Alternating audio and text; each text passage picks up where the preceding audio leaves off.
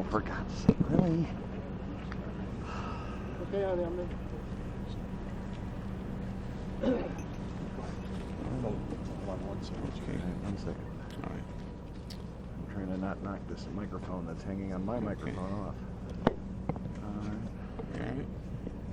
Is that gonna stay? Let's see. Oh, for God's sake. Alright, I hope it holds. Okay. All right, I'm Chief Fred Waller from the Bureau of Patrol. On today's date, shortly after 3:15 p.m. today, officers received a call of a man wanted and also a robbery that had occurred in the 2700 block of 79th Street, East 79th Street. Officers responded, and upon arrival, officers were confronted by a robbery victim who gave a description of the offender and also a direction of flight that he fled to. Officers went to that area, saw this offender who, upon looking in RO's direction, fled to the corner of approximately 79th and Marquette with officers behind. This subject was armed with a large knife. Once officers gave verbal instruction for this offender to drop the knife, he turned and charged and advanced towards those officers. Officers again gave him verbal direction to drop the knife. He continued to advance those officers, at which time one of the officers deployed their taser twice. After this taser had no effect on that offender, one of the officers fired approximately 3 times, striking that offender in the chest area, upper body area, and he fell.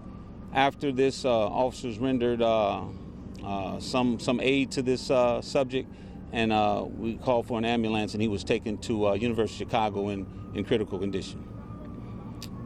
Any questions after that? Was it just one officer that fired the gun you mentioned? One officer fired a taser, deployed a taser, and one officer fired their weapon.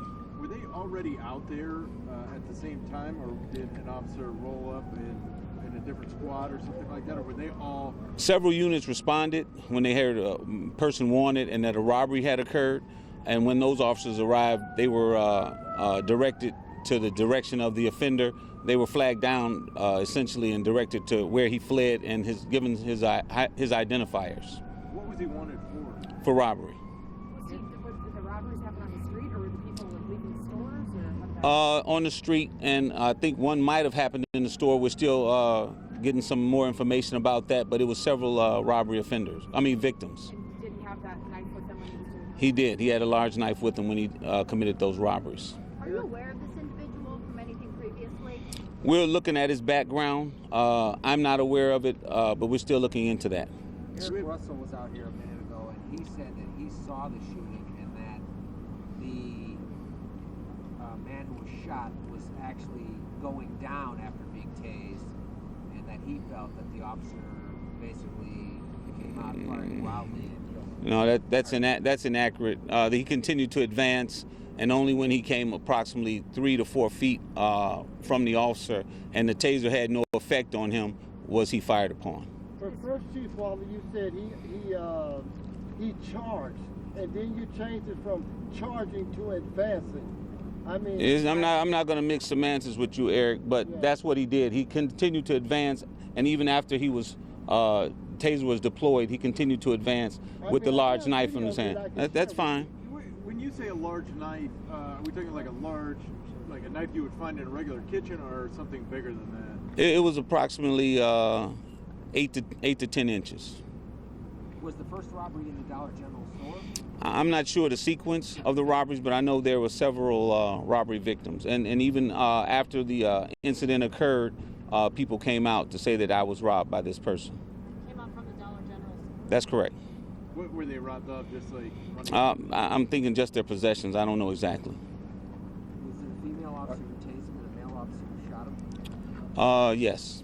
And looking at this now, and obviously you have COPA looking into it, but knowing that he was still charging after they tased him 2 times, does this follow your protocol with CPD? Do you think anything went wrong on your end? I mean, it's just another example of us attempting to use less lethal force initially and when that did not stop him or throw the threat, and he continued to advance, then they had to use lethal And all force. of the officers' body cameras were working? Yes. You seem very confident in what happened. Is that because you've already reviewed some of the video?